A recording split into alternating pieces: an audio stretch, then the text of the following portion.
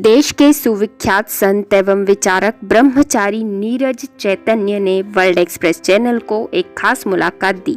इस विस्तृत मुलाकात में आपने संपादक राजकुमार हंस द्वारा किए गए सवालों के जवाब दिए। मुलाकात की प्रथम किस्त आज हम प्रस्तुत कर रहे हैं, दूसरी किस्त का प्रसारण कल होगा। वर्ल्ड एक्सप्रेस चैनल में हम आपका हार्दिक अभिनंदन करते हैं। वर्ल्ड एक्सप्रेस की बहुत पुरानी परंपरा रही है कि हम भारत के और विदेश के विभिन्न कला क्षेत्र से जुड़े हुए लोगों से आपको मिलवाते आ रहे हैं। आज भारत की आध्यात्मिक हस्ती से मुलाकात लेने हम जा रहे हैं जो योग में और आध्यात्म में काफ़ी हैं पारंगत। आप स्वामी जी का स्वागत है। आपका पूरा नाम है ब्रह्मचारी नीरज चैतन्य के नाम से आप काफ़ी लोकप्रिय हैं। व्यासपीठ पर आपको काफ़ी सम्मानपूर्वक सुना जाता है। हिमाचल प्रदेश में बहुत जल्दी आप करने वाले हैं साधना और योग के माध्यम से आपने कई देखे हैं चमत्कार। स्वामी जी आपका स्वागत है वर्ल्ड एक्सप्रेस चैनल में। हम आपसे ये जानना चाह रहे थे कि कब से आप योग के क्षेत्र में आ गए। सहनावतु सहनो भुनक्तु सह वीर्यं करवावहै तेजस्विनावधीतमस्तु मा विद्विषावहै। ओम शांति शांति शांति। जी, आपसे प्रथम सवाल यह है कि योग के बारे में आप क्या बताना चाहेंगे। देखिए, योग के बारे में तो यही मैं कहना चाहूँगा। सर्वप्रथम योगश्चित्त वृत्ति निरोध। योगश्चित्त वृत्ति निरोध। तो सबसे पहले अपने चित्त को रोकना है और जब मन का निरोध हो जाए तब जाके परमात्मा की हमें प्राप्ति होती है। तो सर्वप्रथम मन ही सब कुछ का जड़ है। मन एवं मनुष्यानाम कारणम बंध मोक्षयोः। मन एवं मनुष्यानाम कारणम बंध मोक्षयोः, यानी सब कुछ का कारण हमारा मन है। जब तक ये मन है तब तक ये संसार है और जन्म मरण मृत्यु के चक्र से आप छूट नहीं सकते। इसलिए मनुष्य को चाहिए कि सबसे पहले मन के ऊपर नियंत्रण करे साधना में। तो मुख्य है परमात्मा से जुड़ने के लिए सबसे सरल मार्ग है, वो है राजयोग। और राजयोग सिर्फ उसमें ध्यान करने की विधि है। हम तो केवल उस मार्ग पर अभी चल रहे हैं। जो हमें अनुभूति हुई है हम वो बता नहीं सकते हैं अभी आपको, वो तो साधना का एक विषय है। लेकिन जो महापुरुषों ने हमें वो दी है वो विद्या है। हम चाहते हैं कि सारा संसार मेडिटेशन ध्यान के साथ जुड़ जाए। ध्यान से बढ़कर दूसरा कोई और मार्ग नहीं है। मोक्ष की प्राप्ति स्वामी जी कैसे हो सकती है, क्या बताना चाहेंगे। मोक्ष की प्राप्ति के लिए महापुरुषों ने जो मार्ग बताए हैं, दुर्लभम त्रमय वै तद देवानुग्रह हेतुकम मनुष्यत्वम मुमुक्षुत्वम महापुरुषः संश्रयः। इस संसार में पहला सबसे जो मनुष्य जीवन वो दुर्लभ है। मनुष्य जीवन अगर आपको अगर मिल जाते हैं तो सबसे बड़ी बात है। इसके बाद अगर आपके मन में मुक्ति की इच्छा जागृत नहीं होते हैं तो मनुष्य जीवन बेकार है, व्यर्थ है। तो आगे कि हमें मुक्ति मिल जाए ऐसे मन में भाव होना चाहिए। जब तक मन में इच्छा नहीं होगी कि हमें मुक्ति मिले तब तक ये मनुष्य जीवन भी बेकार है, व्यर्थ है। मनुष्यत्वम मुमुक्षुत्वम, सर्वप्रथम मनुष्य जीवन, दूसरा कि मन में है कि हमें मुक्ति मिल जाए।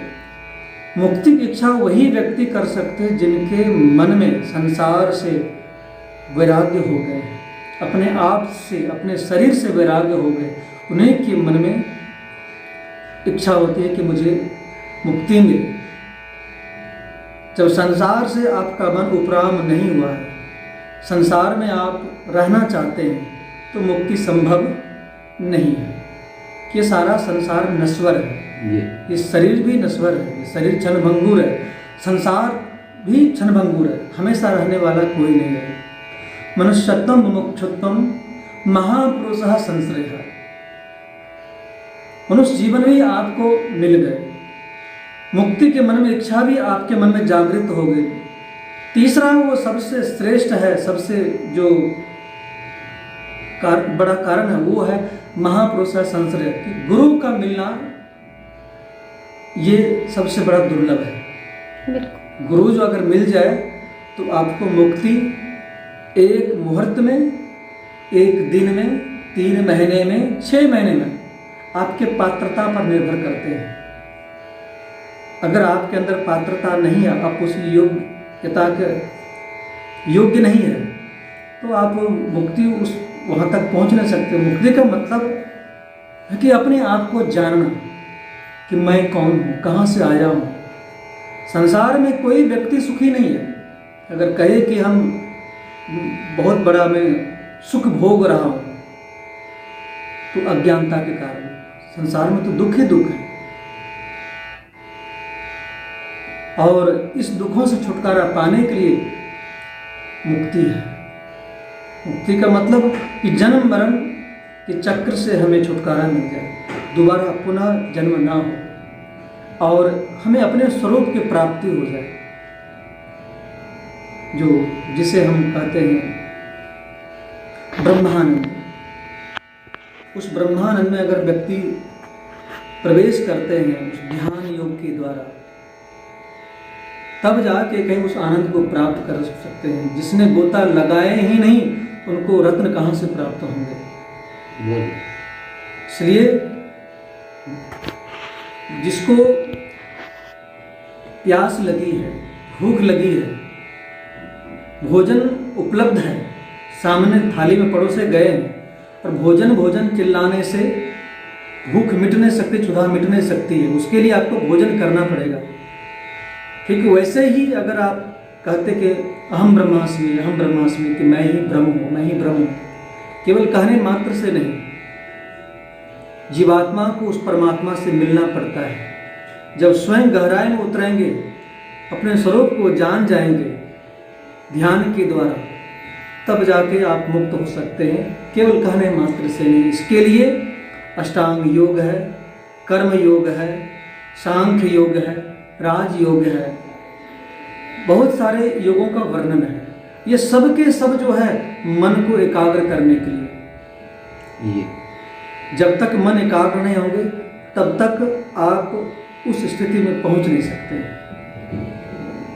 मन को मारना ही मुक्ति है। संसार से मन को हटाते हुए ईश्वर के चरणों में, उनके ध्यान में लगाना पड़ता है, तब जाकर आप मुक्त हो सकते हैं।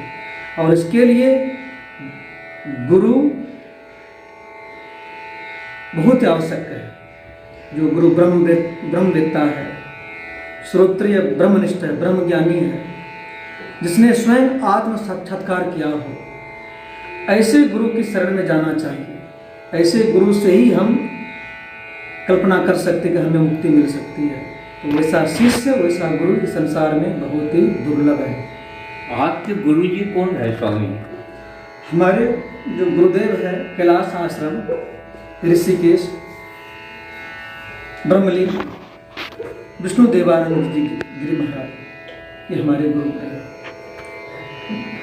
आप बचपन से कथाएं करते आ रहे हैं, तो ये कथाओं का संदेश संक्षेप में क्या देना चाहेंगे आप? आज संसार जल रहा है, नफरत की आग, रूस और यूक्रेन में युद्ध हो रहा है, मानवता छाड़ छाड़ हो रही है, तो क्या कहना चाहेंगे आप? इसका कारण है अज्ञानता। अज्ञानता के कारण ही हम एक दूसरे से झगड़ते हैं। जब तक हमें जब ज्ञान हो जाते मनुष्य को, तो फिर हम एक दूसरे से हम राग द्वेष कर ही नहीं सकते। मुख्य कारण अज्ञानता के कारण हम एक दूसरे से झगड़ते हैं। और जब आप मेडिटेशन ध्यान में जाएंगे, गहराई में जाएंगे, तो ये जो है झगड़ा अपने आप स्वतः से नष्ट हो जाएगा। किसके लिए झगड़ना? ममे वांसु जीव लोके जीव भूत सनातन, सभी जीव के अंदर वे परमात्मा कण में समाये हुए हैं।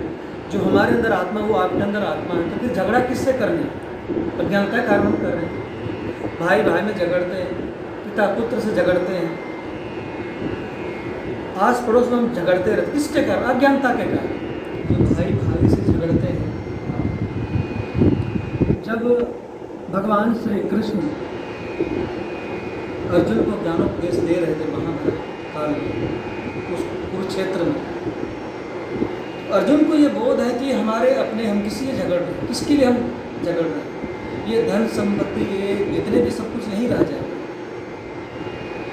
लेकिन जो दूसरे पक्ष है, जिसको हम विपक्ष बोलते हैं, वो तो आतताई थे, दुष्ट थे, धृतराष्ट्र के पुत्र। तो भगवान ने कहा कि तुम इसे नहीं मारोगे तब भी ये मेरे द्वारा मारे जाएंगे। जो महापुरुष होते हैं वे कभी आपस में झगड़ा नहीं करते। एक उदाहरण मैं आपको देना चाहूँगा।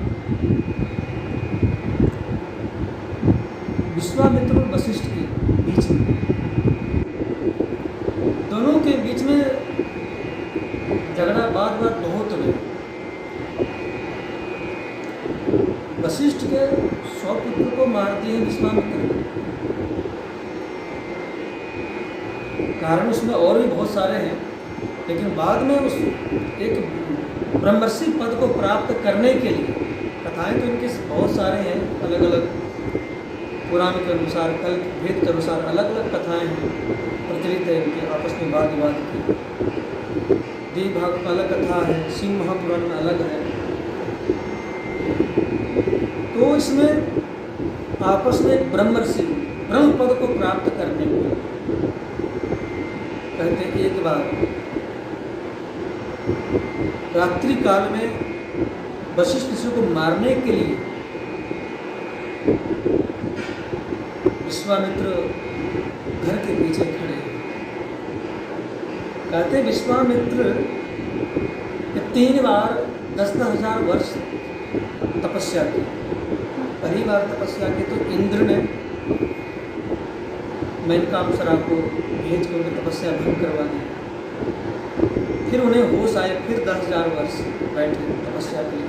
फिर एक बार क्रोध किए, तो क्रोध के कारण 10,000 वर्ष की तपस्या कर। तीसरी बार जब बैठे तो क्रोध को भी उन्होंने जीत लिया। ये प्रसंग आते हैं। उसके बाद कहते हैं, ये तो बाद की बात है, पहले जब इतनी तप की तो जन जन में उनके प्रचार होने लगे। और जब उनको मारने के लिए आए विश्वामित्र, वशिष्ठ ऋषि को, विश्वामित्र के बारे में वशिष्ठ ऋषि ने कहा कि देखो, वर्तमान में विश्वामित्र जैसा कोई तपस्वी पृथ्वी पर नहीं है। एक तरफ तो उनके 100 पुत्र को मार दिए, और क्या कह रहे हैं, वर्तमान में विश्वामित्र के जैसे तपस्वी कोई, उनकी प्रशंसा कर रहे हैं रात्रि में अपने घर में। और विश्वामित्र सुन रहे हैं वशिष्ठ की सारी बातें, दोनों पति अरुंधति और वशिष्ठ से आए थे तलवार लेकर उन्हें मारने के लिए। जब ये बात अपनी सुनी अपने कानों से कि मैं इनके पुत्रों को मार दिया, इन्हें मारना चाहता था और ये तो मेरी प्रशंसा कर रहे हैं। और कहते आके वे अपना तलवार उनके चरणों में रख देते हैं और साष्टांग दंडवत करके लेट जाते हैं उनके चरणों में। फिर वशिष्ठ ऋषि क्या करते हैं, उन्हें उठा के हृदय से लगा लेते हैं। उसी दिन से वे ब्रह्म ऋषि बने। जब हमारे मन में इच्छा कामना जागृत होती है, तब जाके हम किसी से झगड़ते हैं, उस चीज़ को प्राप्त करने के लिए किसी को मार देते हैं या किसी से झगड़ा कर लेते, किसी से द्वेष कर लेते हैं, तो ये क्या है? अज्ञानता। जो ब्रह्म ऋषि पद को प्राप्त करने के उपरांत दोबारा कभी उनके साथ वाद विवाद हुआ ही नहीं, कभी झगड़ा किए नहीं। किसी भी देश में, किसी भी राज्य में आपस में कोई धर्म, मजहब, संप्रदाय क्यों ना हो, वो अज्ञानता के कारण। सभी धर्म अपने अपने धर्म को बोलते हैं कि मेरा धर्म बड़ा है। मैं तो यही संपूर्ण मानव से कहना चाहूँगा कि हमारा जो वैदिक धर्म सनातन है, जो अनादिकाल से चले आ रहे हैं, अगर इस धर्म को जान ले प्रत्येक व्यक्ति, तो झगड़ा बिल्कुल खत्म हो जाएगा। किसी से कोई झगड़ेंगे नहीं, आपस में लड़ेंगे नहीं, राग द्वेष होंगे ही नहीं आपस में, कभी भी नहीं। और वो ज्ञान हमें कहाँ से मिल सकती है? वो ज्ञान मिल सकती है हमारे वेदों से, उपनिषदों से और गीता से, योग वशिष्ठ महारामायण से। ये जो वेदांत के जो मुख्य मुख्य ग्रंथ है, ये हमें शांति को लेके जाते हैं। संसार के कोई भी धर्म, मजहब, पंथ ये नहीं कहता कि सभी सुखी रहे, लेकिन सनातन धर्म उद्घोष कह के करते हुए कहते हैं कि सर्वे भवन्तु सुखिनः सर्वे सन्तु निरामया सर्वे भद्राणि पश्यन्तु मा कश्चित् दुःखं भवेत्। सभी सुखी रहे, सभी निरोग रहे, सभी दिग्जीवी रहे। जैसे हम सुखी है वैसे संसार के सभी प्राणी सुखी रहे। सारा संसार सनातन धर्म अपने को अपना परिवार मानते हैं, पराये भी हमारे अपने हैं। अगर सनातन धर्म की जो संस्कृति को अगर कोई अपनाते हैं, संस्कृति क्या है? जो अनादिकाल से परमात्मा के बताए गए मार्ग, वेद, उपनिषद, अगर इसको अगर हम अध्ययन करते, स्वाध्याय करते हैं, तब जाके आपको उस ज्ञान की प्राप्ति हो सकती है। जब ज्ञान होने के बाद तो फिर किसी से आप झगड़ नहीं सकते, राग द्वेष होगा ही नहीं, और सभी दुखों का कारण हुआ हमारी कामना, इच्छाएं। ज्ञान होने के बाद इच्छा, कामना सब खत्म हो जाते हैं। फिर तो निमित्त मात्र रहता है ये शरीर, प्रारब्ध बस जो भोग रहे हैं वो शरीर है, उसके लिए तो बाकी कुछ शेष बचता ही नहीं। मैं तो प्रत्येक मनुष्य के लिए मैं यही कहूँगा कि वे अपना सनातन धर्म, जो जितने भी मनुष्य हैं, वे सब के सब वेदों का अध्ययन करें, उपनिषद का अध्ययन करें, योग वशिष्ठ महारामायण का अध्ययन करें।